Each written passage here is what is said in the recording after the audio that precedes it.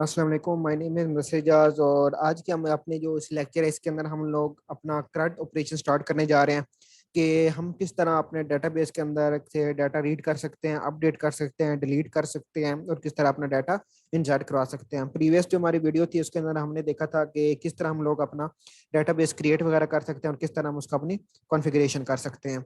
तो अब हम लोग चलते हैं और देखते हैं कि किस तरह हम अपना डाटा इंसर्ट कर सकते हैं। ये ऑलरेडी मेरा कनेक्शन क्रिएट हुआ है डेटाबेस के साथ और मैं आपको डेटाबेस दिखा देता हूँ। ये देखिए, ये हमारा डेटाबेस है। दो PHP कोर्स का नाम डेटाबेस है। स्टूडेंट और टीचर दो टेबल हमारे पास।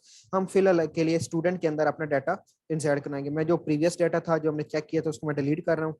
अभी तक हमारे अब ये होगा कि देखें, अभी तक हमारा टेबल के अंदर कोई किसी किस्म का डाटा नहीं पड़ा। अब हम इसके अंदर डाटा इंसर्ट करवाएंगे by the help of HTML form. इसके अंदर हमारे पास तीन चीजें हैं: roll number, name, age, email.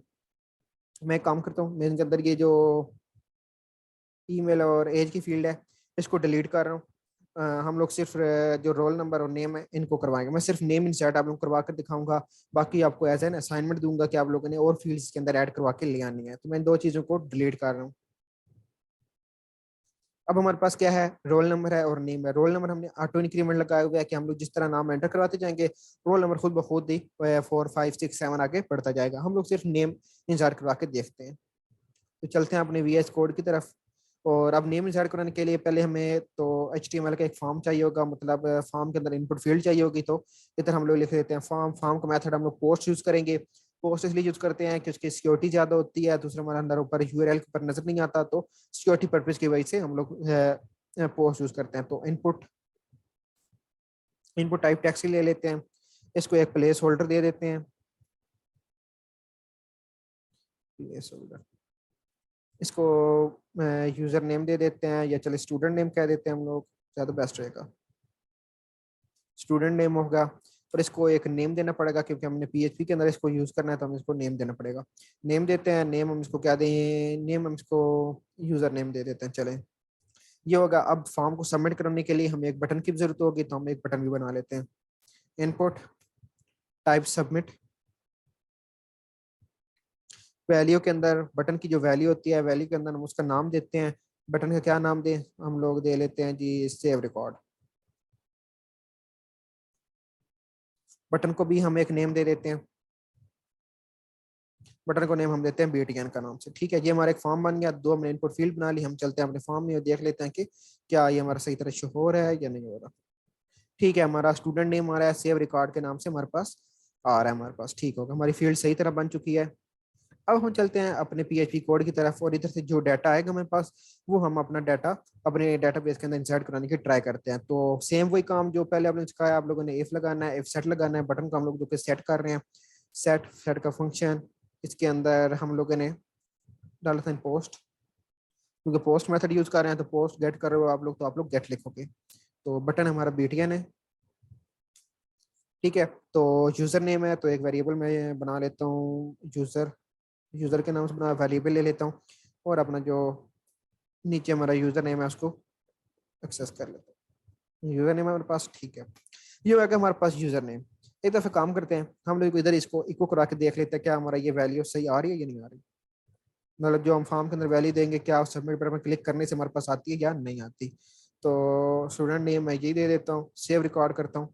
तो क्या कह रहा है जी? अनडिफाइंड एरे के यूजर नेम और लाइन 4। अच्छा, लाइन 4 के अंदर कोई एरर है हमारे पास, तो देख लेते हैं क्या एरर है। हाँ ठीक है, हमने इधर ये देखें स्पेलिंग गलत लिखे हैं यूजर नेम के, तो इसलिए वो हमें एरर दे रहा था। तो अब चेक करते हैं इसको एक दफा।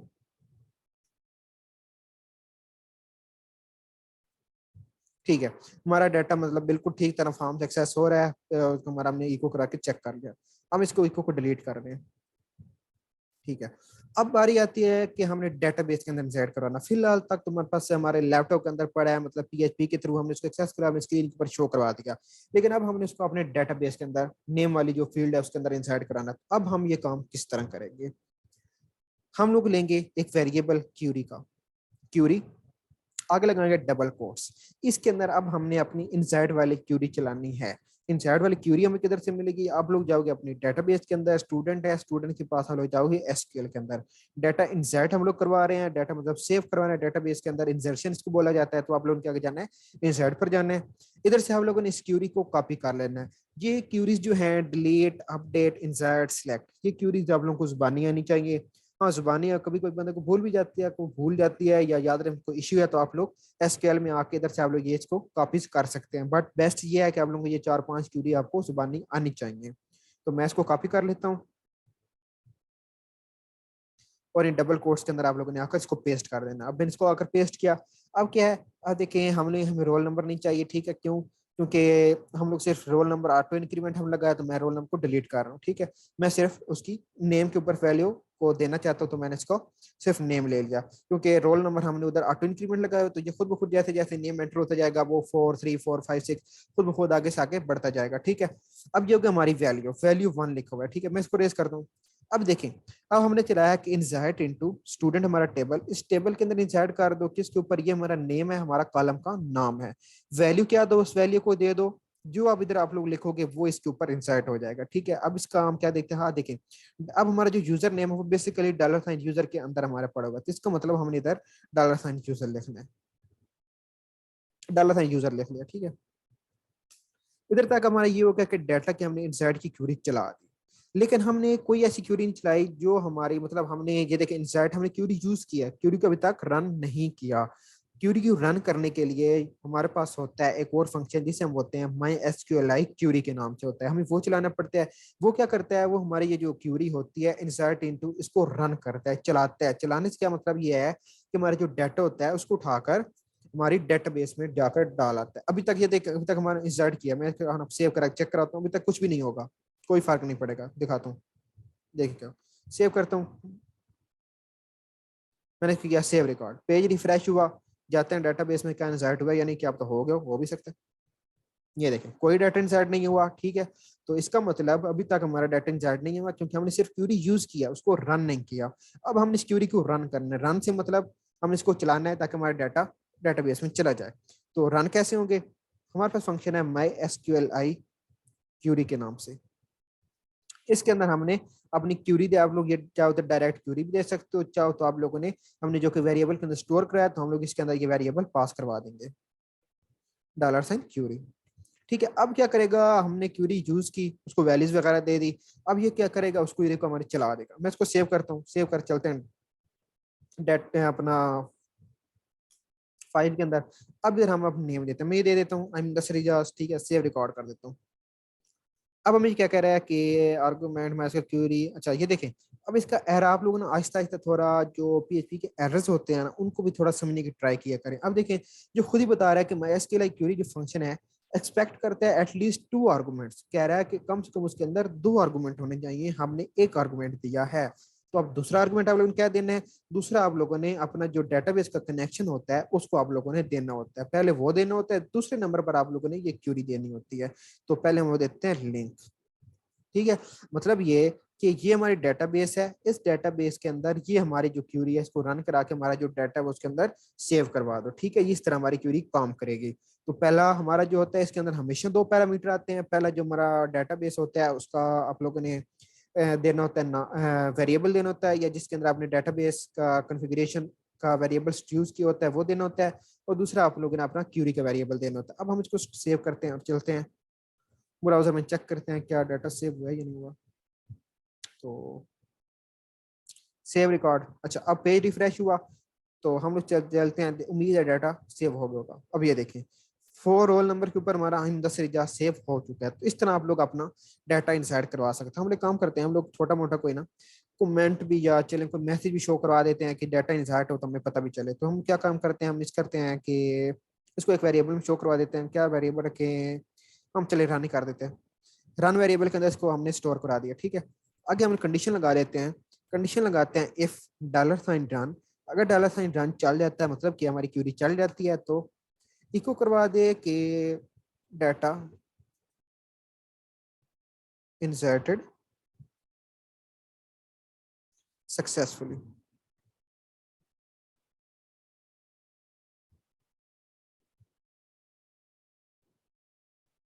ठीक है। और अगर किसी वजह से क्यूरी हमारी नहीं चलती, कोई इशू आ जाता है, तो कह दे कि इको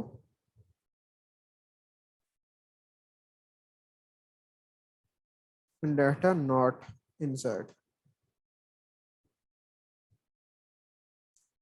ठीक है, अब चलते हैं चलते हैं दोबारा इधर, रिफ्रेश किया, इधर हम इसको नाम दे देते हैं असद।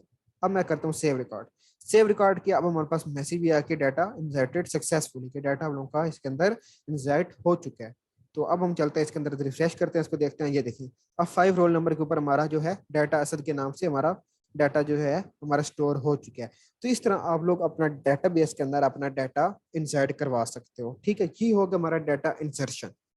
अब हमने ये डाटा अपने वेब ब्राउजर के ऊपर जो इधर है, हमने इसको शो भी करवाना है। तो अब हम देखते हैं कि हम इसको शो कैसे करवा सकते हैं। तो इस तरह करते हैं कि हम इसके नीचे इधर शो करवा देते हैं। ठीक है, मैं इधर नीचे शो करवा रहा हूँ। तो हम इसको शो कैसे करवा सकते हैं, ये हमारा होगा फॉर्म। इधर हम बी आर टैग यूज कर लेते हैं।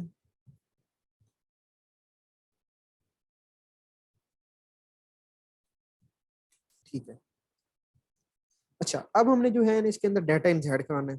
तो डाटा इंसर्ट कराने के लिए पहले होता है कि हमने सारा का डाटा देखे, एक बेसिक थोड़ी सी जो है ना लॉजिकली की तरफ हम लोग चलो, लॉजिक की तरफ चलो। लॉजिक ये है कि डाटा हम लोगों ने इंसर्ट करा लिया, अब डाटा हमने शो करवाना है, यानी कि हम स्क्रीन के ऊपर दिखाना है। तो दिखाने के लिए क्या होगा, पहले हमें सारा का सारा डाटा सिलेक्ट करना पड़ेगा डेटाबेस में। जिस तरह अभी हमारे 2 नेम पड़े हैं, तो हमें वो 2 के 2 सारे सिलेक्ट करने पड़ेंगे। ठीक है, सिलेक्ट करने के बाद आप लोग समझो सिलेक्ट की एक क्यूरी है, सिलेक्ट की क्यूरी चल गई, उसने क्या किया, सारा का सारा डाटा सिलेक्ट कर लिया। सिलेक्ट के बाद हमें क्यूरी पक्की बात है चलानी पड़ेगी। अब उसके बाद देखें, डाटा हमारा सारा पड़ा होता है, ज्यादा सारा पड़ा होता है। तो अगर हमें इसका मतलब है कि कोई लूप चलाना पड़ेगा, जो लूप क्या काम करे तब तक चलता रहे जब तक कुछ डाटा मिलता रहे। तो मतलब कि एक वाइल लूप भी चलाना पड़ेगा। तो हम लोग एक काम करते हैं, इस तरह कर लेते हैं कि पहले हम लोग अपना जो डाटा है ना, उसको सिलेक्ट की क्यूरी लगाते हैं, उसके सारा डाटा सिलेक्ट करते हैं। ठीक है, मैं वो करने लगा हूँ। एक हम वेरिएबल बना लेते हैं शो डाटा के नाम से। ठीक है, सॉरी बल्कि जो कि हम पीएचपी का कोड करने लगा हूँ मैं इसके अंदर, तो मैं इसलिए पीएचपी के मैंने इसके अंदर यूज किए हैं।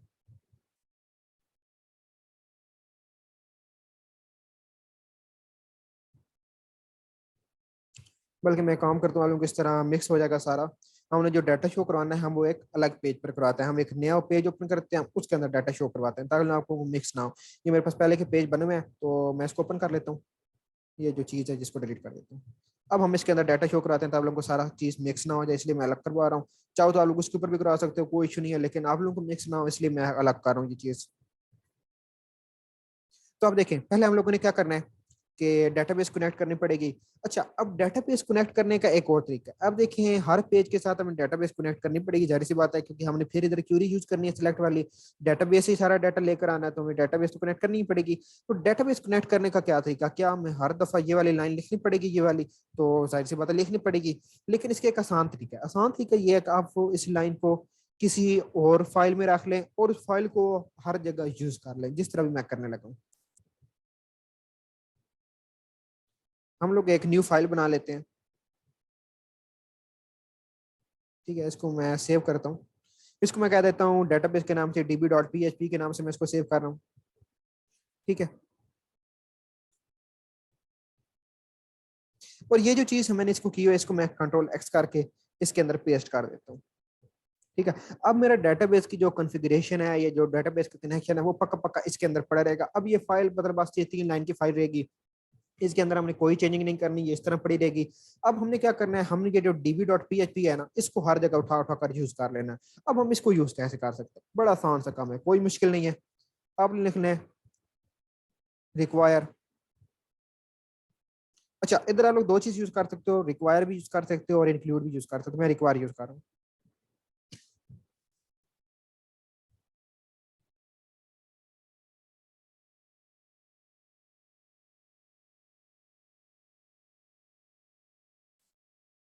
रिक्वायर, उसके बाद आप लोगों ने ये लिखना है। ठीक है, इसके अंदर आप लोगों ने अपना फाइल का नाम लिखना है, जो हमारे पास है db.php। ठीक है, तो हर फाइल के साथ हमें डेटाबेस तो मस्ट चाहिए होती है। तो आप सिंपल ये करने का, जिधर जिधर आपको डेटाबेस जरूरत होगी बस आप लोग ये लिखते जाना require.db.php, ठीक है। तो ऑटोमेटिकली डेटाबेस के अंदर पहले से कनेक्शन बन जाएगा उसके साथ, ठीक है। अब आप लोग रिक्वायर भी यूज कर सकते हो, इंक्लूड भी यूज कर सकते हो, जो आप लोग को दिल करे आप लोग यूज कर सकते हो। अब हमने जो कि डेटाबेस से डाटा शो करवाना है, तो सिलेक्ट की क्यूरी हम लोगों ने यूज करना है। पहले सारा डाटा हम लोगों ने सिलेक्ट करना है। तो मैं इधर फिर से क्यूरी के एक वेरिएबल बना लेता हूँ।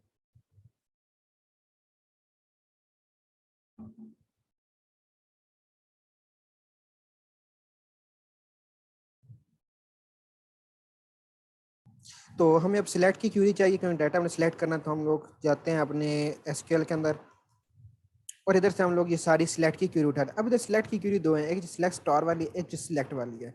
सिलेक्ट स्टैटिक, स्टैटिक का मतलब ये होता है कि जितना भी डाटा उसके अंदर पड़ा है ना, जैसे कि उसकी आईडी हो गई, उसका नेम हो गया, ये सारी चीज़ों को सिलेक्ट कर लेते हैं, उनको हम लोग यूज कर सकते हैं। सिंपल सेलेक्ट के अंदर ये देखें, रोल नंबर, नेम, इनमें से कोई एक चीज हमने यूज करनी है तो हम लोग ये यूज कर सकते हैं। मैं सिलेक्ट स्टैटिक यूज कर रहा हूँ।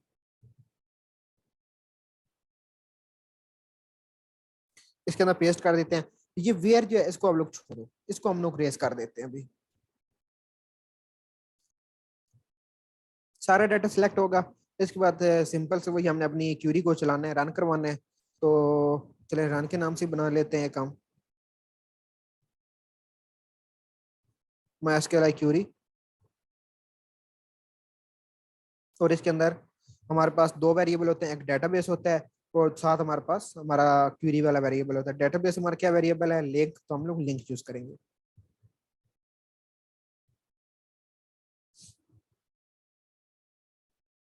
ठीक है, अब ये हमारा जो है क्यूरी चल चुकी है। ठीक है, अब हमने जो डाटा है वो अपना सारा का सारा शो करवाना। अभी तक हमारा डाटा शो नहीं होगा, क्यों? क्योंकि हमने इको करवाया नहीं है, और इको नहीं करवाएंगे तो डाटा शो नहीं होगा। अब हमें यहाँ पर लगाना पड़ेगा वाइल लूप। वाइल लूप क्यों लगाना पड़ेगा? क्योंकि हमारे पास डाटा बहुत ज्यादा डेटाबेस के अंदर पड़ा है। मतलब देखिए, अभी तो हमने सिर्फ दो रिकॉर्ड इसके अंदर एंटर कराए हैं। ये देखिए, दो रिकॉर्ड एंटर हैं। अब हमारे पास रिकॉर्ड ज्यादा भी हो सकते हैं, 50, 100, एक जैसे कॉलेज के अंदर कोई हजारों की तादाद बच्चे होते हैं।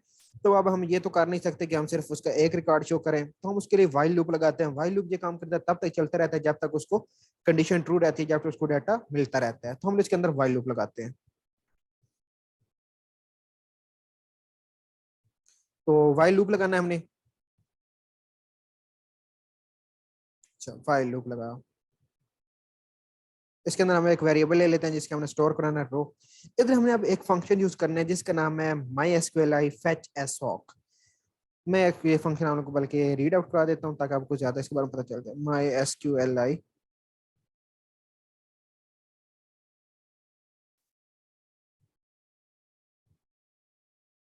ये देखें, MySQLi fetch क्या हम क्या करता है, function fetches a result row as an associative array। Means that हमारा डाटा बेस में जो डाटा पड़ा होता है उसको फैच करता है एज एन एसोसिएटिव एरे। ठीक है, मतलब जो भी डाटा होता है एसोसिएटिव एरे की फॉर्म में उसको सारा फैच कर लेता है हमारे पास। ये इसका काम होता है। हमने इसको अब यूज करना है फंक्शन को। तो हम इधर लिखेंगे MySQLi fetch assoc। इसके अंदर अब हमने हमारी क्यूरी क्या है, क्यूरी का हमने इसके अंदर वेरिएबल पास करवा देता है run। और ये हमारे पास आ गई हमारी वाइल की ब्रैकेट। ये मैं ब्रैकेट रेस कर रहा हूँ। अब हमने जो अपना इको करवाना है वो हमने इस वाइल के अंदर करवाना है, बल्कि एक, ठीक है।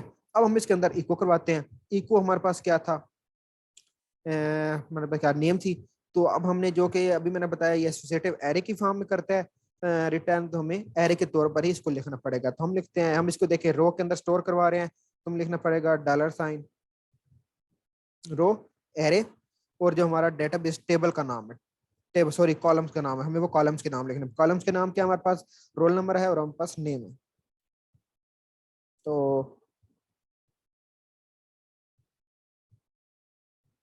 रोल नंबर और दूसरा इको हमारे पास।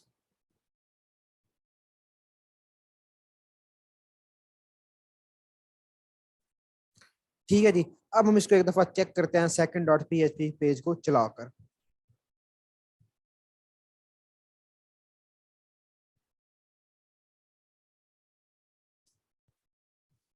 अनडिफाइंड एरे की रोल नंबर की शायद स्पेलिंग गलत लिखे, हाँ एन बड़ा था तो उसने एरर दे दिया।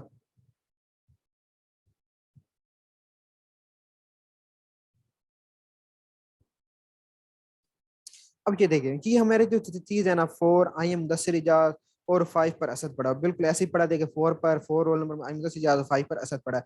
अब ये बड़ा खिचड़ी से पक के आ गया। हम इस तरह करते हैं, हम इसको एक टेबल की फॉर्म टेबल बना लेते हैं, टेबल के अंदर ये डाटा शो करवाते हैं। ठीक है, मैं इसको जो है अभी तक के लिए डिलीट कर रहा हूँ, ये भी कर रहा हूँ। अब इसके लिए हमें क्या करना पड़ेगा, कोड लिखना पड़ेगा, जाहिर सी बात है। ठीक है, तो कोड HTML का कोड लिखना पड़ेगा, तो टेबल बनाना पड़ेगा। तो टेबल बना लेते हैं। ठीक है, टेबल को थोड़ा सा बॉर्डर दे देते हैं, 2 का बॉर्डर दे देते हैं। टेबल रो, रो के अंदर पहले हमारे पास हेडिंग होती है, हम हेडिंग दे लेते हैं। हेडिंग के अंदर बता देते हैं कि जो पहला आएगा वो रोल नंबर होगा, और दूसरे नंबर पर हम लोग अपना नेम स्टोर करवाएंगे। ठीक है जी, फिर एक TR बनाते हैं जिसके अंदर हम अपना ये डाटा अब शो करवाएंगे। ठीक है, अच्छा, अब इसके अंदर हमने इको करवाना। अब देखिए हमने क्या किया, वाइल लूप ऊपर लगाया। वाइल लूप मतलब वाइल लूप के अंदर जो चीज होगी वो चलती जाएगी। अब जब ये चलेगा तो हर दफा क्या होगा, एक नया टेबल बनता जाएगा। ठीक है, तो हमें हर दफा नया टेबल नहीं चाहिए, बल्कि हम लोग चाहते हैं कि हम लोग रिकॉर्ड के नीचे जो हमारे पास रिकॉर्ड है वो आता रहे। तो हम लोग वाइल की जो जगह है वो गलत पड़ा है, वाइल अपनी जगह पर, हम इसको इधर से डिलीट करते हैं। या एक मिनट, हम लोग इसको कॉपी पेस्ट कर लेते हैं। हमें हर दफा एक रो चाहिए, तो रो के ऊपर हम लोग इसको पेस्ट करते हैं। अब इधर देखें, अब हम इधर फिर से PHP यूज करनी है, तो आप लोगों ने PHP के टैग्स ओपन कर लेने हैं। मैं इधर इसको कट कर रहा हूँ, इधर इसको यूज कर रहा हूँ। ठीक है, ये हमारा TR होगा। अब सिंपल वो जिस तरह हमने इको करवाया था, इस तरह आप लोगों ने TD मतलब टेबल डाटा होता है, इधर आप लोगों ने इको करवाना है। अब फिर से हमने वो जो PHP का डाटा वो इको करवाना है, तो आप लोगों को इसके अंदर PHP के यूज करने पड़ेंगे। इको $रो,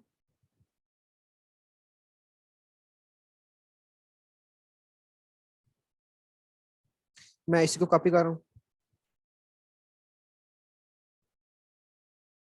डोर नेम।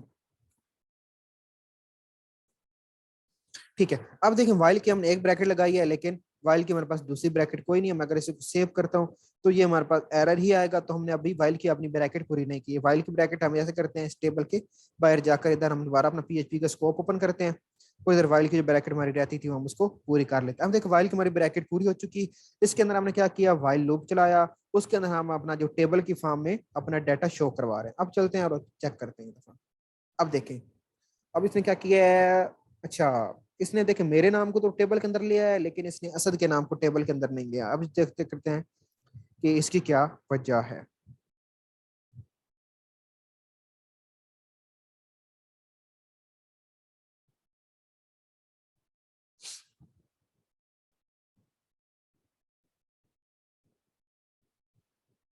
देखें अब ठीक हो गया। हमने उसकी ब्रैकेट गलत लगाई थी, हमने फुल नीचे टेबल के यानी कि जिधर टेबल खत्म हो रहा था उधर हम लगा दी थी। हालांकि हमने क्या करना था, हम जो कि हैं हर दफा रो को इंक्रीज कराना चाहते हैं ना, तो हमने जिधर रो खत्म होगी, जिधर रो स्टार्ट होगी उधर हम लोग स्टार्ट से पहले वाई लगाएंगे, और जिधर रो हमारी खत्म होगी उधर हम अपना इसको एंड करेंगे। अब देखें क्या हो गया, हमारा जो डाटा है हमारा सही शो हो रहा है।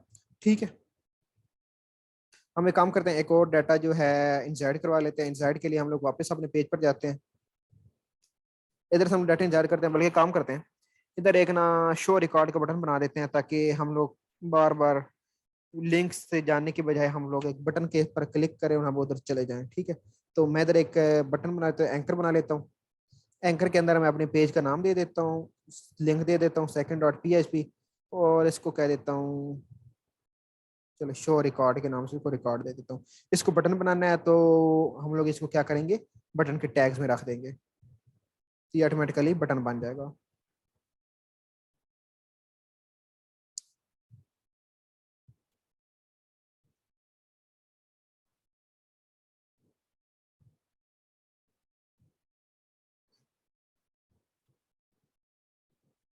ठीक है, शो रिकॉर्ड का हमारे पास बटन आ चुका है, इस पर क्लिक करते हैं तो हमारे पास शो रिकॉर्ड वाले पेज में चला जाएगा।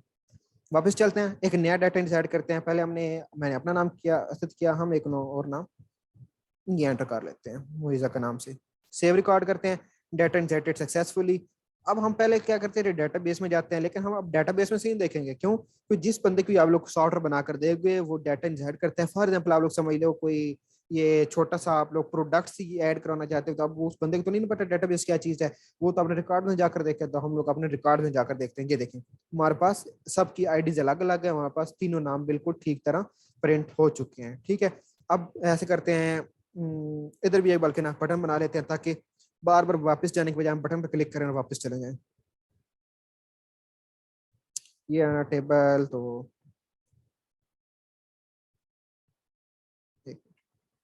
एंकर, तो इसको नाम दे देते हैं माय फर्स्ट फाइल, जो हमारा लिंक का page first file dot PHP।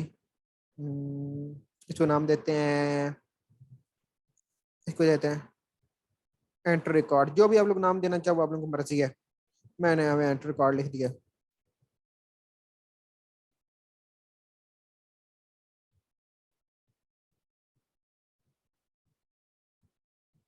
अब ठीक है, वापस क्लिक करेंगे एंटर रिकॉर्ड पर आएगा, नया रिकॉर्ड एंटर कर देते हैं, क्या रखें, कासिम नाम रख लेते हैं। सेव रिकॉर्ड करते हैं, डाटा सक्सेसफुली शो रिकॉर्ड पर जाते हैं, तो हमारा डाटा सिक्स बिल्कुल ठीक तरह इंसर्ट हो चुका है। डेटाबेस में भी चेक कर रहे हैं क्या उसके अंदर डाटा गया है, तो बिल्कुल हमारा उसके अंदर डाटा सारी चीजें हमारे उसके अंदर जा रही हैं बिल्कुल ठीक तरह। तो इस तरह हम लोग जो डेटाबेस के अंदर है अपना डाटा इंसर्ट कर सकते हैं और अपना डाटा शो करवा सकते हैं। इंशाल्लाह हम नेक्स्ट क्लास के अंदर देखेंगे कि हम लोग ये डाटा इधर हम लोग अपने नेक्स्ट क्लास के अंदर इसके साथ डिलीट और अपडेट का बटन बनाएंगे। डिलीट पर क्लिक करेंगे, वो जो सामने वाला उसका रिकॉर्ड होगा वो डिलीट हो जाएगा, डेटाबेस में से डिलीट हो जाएगा। अपडेट पर क्लिक करेंगे तो ये हमारा हम डाटा में इसको अपडेट भी कर सकेंगे। आज जो हमने ये चीज पढ़ी है और आगे जो अब हमारी नेक्स्ट क्लास में पढ़ेंगे, ये मोस्ट एंड मोस्ट इंपॉर्टेंट चीज है। इसके अलावा आप लोग PHP कर ही नहीं सकते, ना आप लोगों को सीखने को कोई फायदा है। ये सबसे इंपॉर्टेंट चीज है जिसे हम लोग क्रड बोलते हैं, ये हर हाल में आना बहुत जरूरी है। इसके अलावा कोई फंक्शनैलिटी भी हम लोग डेटाबेस के साथ परफॉर्म नहीं कर सकते। सबसे मोस्ट इंपॉर्टेंट टॉपिक है ये, जिसे हम क्रड बोलते हैं। और ये इंटरव्यू के हवाले से भी सबसे इंपॉर्टेंट है। आपसे ये क्वेश्चन पूछा जाता है इंटरव्यू के अंदर, आप लोग किसी सॉफ्टवेयर हाउस वगैरह में जाते हैं तो आपसे पूछते हैं कि आप लोगों को क्रड क्या होते हैं, क्रड से हम डेटाबेस इंसर्ट कैसे करवाते हैं, और भी डिफरेंट क्वेश्चन होते हैं जो हमारे डिलीट और अपडेटेड वगैरह के साथ अटैच होते हैं। तो वो आपसे ये पूछ सकते हैं कि क्रड के अंदर आपने अगर डाटा इंसर्ट कराना है तो आप लोग किस तरह इंसर्ट कराएंगे, तो आपको बताना होगा कि हम लोग उसके अंदर इंसर्ट की क्यूरी लगाकर क्यूरी को रन करवा लेंगे फॉर्म से वैल्यू लेकर। तो इस तरह हम लोग अपना डाटा इंसर्ट करवा सकते हैं। तो हम अपनी नेक्स्ट क्लास के अंदर इंशाल्लाह देखेंगे हम डाटा को अपडेट कैसे कर सकते हैं और डिलीट कैसे कर सकते हैं। तो thank you so much for watching my videos. Allah Hafiz.